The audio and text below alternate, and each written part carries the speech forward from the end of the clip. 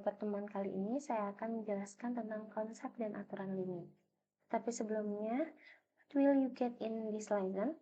First, student can apply the concept of the limit of a function correctly. Second, student can use the theorem of a function to find the limit correctly. And third, student can determine the limit of a function by applying the applicable rules. Pada pertemuan minggu lalu, kalian sudah mempelajari mengenai introduction of limit. Nah, perlu kalian ketahui bahwa untuk dapat menentukan limit dari suatu fungsi, kita terlebih dahulu harus benar-benar memahami makna dari limit. Ingat bahwa ketika kita berbicara mengenai limit, berarti hal yang harus kita perhatikan adalah perilaku di sekitar titik pada suatu fungsi. Nah, untuk lebih jelasnya, saya akan menampilkan contoh, yaitu diberikan fx sama dengan x kuadrat min 4. Kemudian kita akan mengamati perilaku fungsi di sekitar 1. Untuk lebih jelasnya, sebelum menganalisis lebih lanjut, perhatikan grafik fungsi berikut. Dari grafik tersebut kita tahu bahwa nilai X sama dengan 1 itu negatif 3. Di mana garisnya itu berwarna hijau. Tetapi di sini kita bukan mencari nilai tepat di satu titik, tetapi kita mau melihat bagaimana perilaku di sekitar X sama dengan 1. Nah, jika berbicara mengenai nilai di sekitar X sama dengan 1, maka dapat dinyatakan bahwa perilaku yang harus kita perhatikan adalah nilai di sekitar X sama dengan 1 itu. Yaitu X sama dengan 1 sedikit bergeser ke kanan. Ini berarti di daerah sini kita memperhatikan ini, kemudian kita juga memperhatikan X sama dengan 1 sedikit bergeser ke kiri. Nah, kita akan membahas yang bergeser ke kanan terlebih dahulu. Apabila kita ambil sembarang titik di sebelah kanan titik X sama dengan 1 yang tidak begitu jauh, nih saya beri tanda di situ warna orange. Kemudian titik tersebut kita geser mendekati X sama dengan 1, kita dekati, berarti nilai yang ada di sini pun dia akan mendekat ke nilai negatif 3. Nah, dari itu kita dapat menyatakan bahwa perilaku sebelah kanan di sekitar X sama dengan 1 akan mempunyai nilai limit X mendekati 1 di sebelah kanan dari X kuadrat min 4 sama dengan negatif 3. Nah, selanjutnya sama halnya juga dengan apabila kita ambil sembarang titik di sebelah kiri, titik X sama dengan 1 yang tidak begitu jauh, kemudian titik tersebut kita geser mendekati X sama dengan 1. Yang ini sekarang dari titik ungu ini kita dekati X sama dengan 1. Nah, ini titik ungu ini dia juga akan mengikuti. Nilai ini akan mengikuti mendekati negatif 3. Nah, maka dari itu perilaku sebelah kiri di sekitar X sama dengan 1 akan mempunyai nilai limit X mendekati 1 di sebelah kiri dari X kuadrat min 4 sama dengan negatif 3. Dari penjelasan tersebut kita bisa mengambil kesimpulan, yakni dinyatakan bahwa limit X mendekati A dari fx itu nilainya sama dengan L. Nah, jika mempunyai 3 syarat. Yang pertama, itu limit X mendekati A di sebelah kanan dari fx itu nilainya ada. Kemudian limit X mendekati A di sebelah kiri dari fx itu nilainya ada. Nah, kemudian yang ketiga ini, limit X mendekati A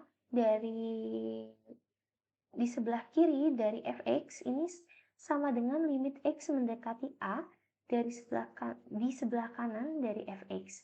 Dengan kata lain, berarti mau dia didekati di sebelah kiri ataupun di sebelah kanan, itu mempunyai satu nilai. Dengan demikian, perilaku yang kita amati di sekitar X sama dengan 1 itu tidak mengharuskan kita menghitung nilai fungsi pada atau tepat di X sama dengan 1.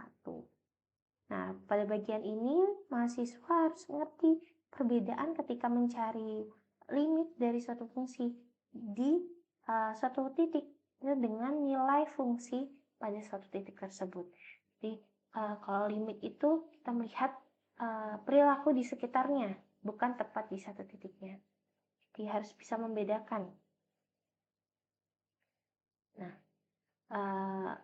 bagaimana dengan masalah yang berbeda? Ini berkaitan dengan fungsi irasional. Nah, kita harus mengetahui domainnya terlebih dahulu. Di sini domainnya X anggota bilangan real kecuali X sama dengan 2. Jadi kalau 2 itu tidak bisa, kenapa? X sama dengan 2 itu tidak bisa karena jika nilai fungsinya itu akan tidak terdefinisi. Tidak terdefinisi. Dengan kata lain, nilai F ketika X sama dengan 2 itu akan semakin membesar. Gitu. Nah, untuk lebih jelasnya kita perhatikan grafik tersebut. Ada grafiknya, kemudian dari sini kita bisa melihat walaupun posisinya nilai X sama dengan 2-nya itu tidak terdefinisi, bukan berarti kita tidak bisa melihat atau mengamati fungsi di sekitar X sama dengan 2.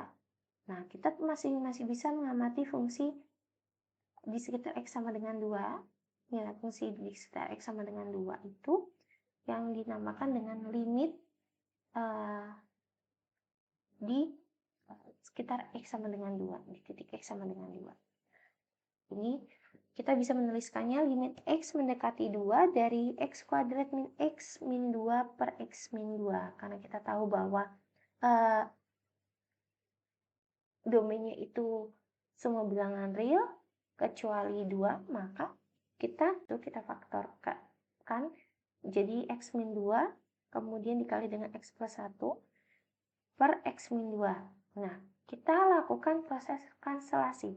Kita lakukan proses kanselasi menghasilkan fungsi yang baru yaitu fungsi X plus 1. Mana limit X mendekati 2 dari X plus 1. Nah, di sini kita peroleh 2 ditambah 1. Sehingga hasilnya sama dengan 3. Nah, pasti bertanya-tanya, 2 dari mana? Biasanya kalian mendengar kata substitusi ya. Berarti X mendekati 2 itu kita substitusikan. Sebenarnya tidak seperti itu. Makna dari limit tidak ada tepat di satu titik itu tidak ada. Itu bukan makna dari limit. Jadi kata substitusi itu sendiri untuk memahami makna limit itu kurang tepat. Karena limit itu kita melihat perilaku di sekitarnya. Nah, ini akan ada kaitannya dengan aturan limit yang akan dibahas selanjutnya. Aturan untuk menentukan limit dari suatu fungsi. Di sini menggunakan teorema limit utama, di sini itu teorema A. Ini ada 9 poin. Ketika E-nya ini bilangan bulat positif, kemudian K-nya ini adalah konstanta. Terdapat 2 fungsi juga F dan G yang mempunyai limit mendekati C itu sehingga diperoleh 9 poin tersebut. Jelasnya kita akan membahas contoh. Diberikan fungsi fx sama dengan x kuadrat dan gx sama dengan 2x. Untuk konstantanya k sama dengan 4. Nah, ini tentukan nilai fungsi nilai limit dari kedua fungsi dengan menggunakan teorema A3 dan teorema A5. Ingat tadi teorema A3 itu berkaitan dengan perkalian antara suatu konstanta dengan fungsi, kemudian A5 itu berkaitan dengan operasi hitung pengurangan. Untuk A3 bisa diperhatikan di sini limit x mendekati 0 k dikali fx ini akan dituliskannya sama dengan limit x mendekati 0 dari 4x kuadrat. Nah, Di sini kita mulai menggunakan teorema A3, di mana konstantanya itu diletakkan di depan dikali dengan limit X mendekati 0 dari X kuadrat, kemudian sama dengan 4 dikali dengan kuadrat dari limit X mendekati 0 dari X. Jadi memang ini dari sini ke sini ini menggunakan teorema ke-8 atau A8. Sehingga kita memperolehnya 4 dikali dengan nilai limit X mendekati 0 dari X ini kita peroleh 0. Kemudian karena dikuadratkan jadi 0 kuadrat. Nah, 4 dikali 0 kuadrat hasilnya 0. Sama halnya dengan teorema A3, teorema A5 juga dijabarkan seperti berikut. Di sini ada 1 dari X kuadrat min 2X. Nah, dari step kedua ke step ketiga, ini dia sudah menggunakan aturan limit, yaitu menggunakan teorema A5. Kemudian dari step ketiga ke step keempat, ini menggunakan teorema A3, A8, A8 dan A3. A8 dan A3. Ini.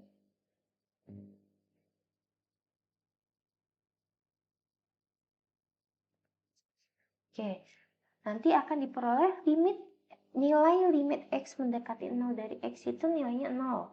Kemudian limit X mendekati 1 dari X itu nilainya 1. Nanti akan diperoleh 0 dikurang 2, hasilnya negatif 2.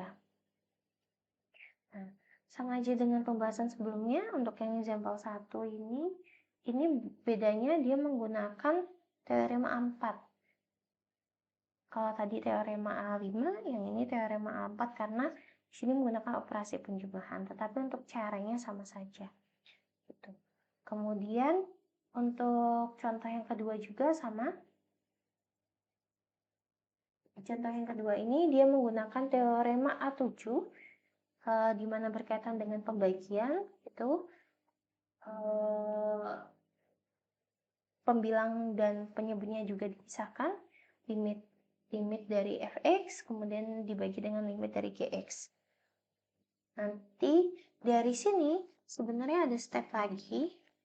Sebelum ke sini ada step lagi, di mana ini menggunakan step limit x mendekati 1, 2x kuadrat min limit x mendekati 1 dari 1 per limit sama untuk yang penyebutnya sudah sama, x kuadrat plus limit x mendekati 1, 2x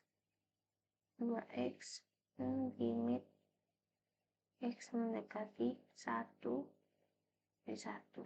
Nah, untuk ini dari sebelum ke sini, sebelum ke step ketiga ini ada tambahan stepnya. Jadi dari sini baru ke step ini. Saya menggunakan teorema A4, kemudian ada menggunakan teorema A5 juga. Untuk pengerjaannya sama saja.